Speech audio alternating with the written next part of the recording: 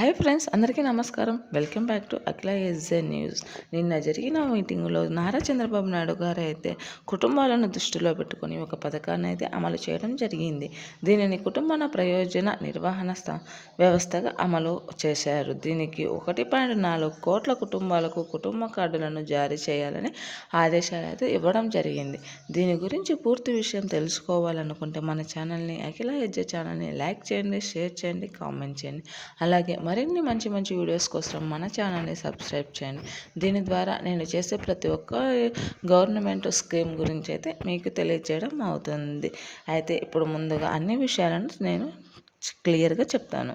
ప్రతి కుటుంబాన్ని ఒక యూనిట్గా పరిగణించి ఆంధ్రప్రదేశ్ కుటుంబ ప్రయోజనాల నిర్వహణ వ్యవస్థను అమలు చేయాలని ముఖ్యమంత్రి చంద్రబాబు నాయుడు గారు అయితే చెప్పడం జరిగింది. అంటే ప్రతి కుటుంబానికి గవర్నమెంట్ సేవలు అందుతున్నాయా లేవా అనేది ఈ కార్డు ద్వారా అయితే తెలియజేయడం అవుతుంది.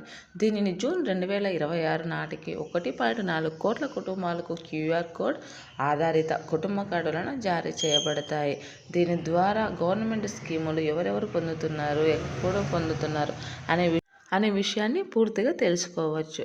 అంటే మీకు ఆధార్ కార్డులు వస్తున్నాయా లేవా, కుల ధృవీకరణ పత్రాలు, రేషన్ కార్డులు, స్కాలర్షిప్లు మరియు పెన్షన్లు, ప్రతి ఒక్క విషయం కూడా క్యూఆర్ కోడ్ చేయడం వలన మీకు అన్ని విషయాలు తెలియచేయడం అవుతుంది. దీని ద్వారా ఈజీగా మీ గవర్నమెంట్ పనులన్నీ జరుగుతాయి.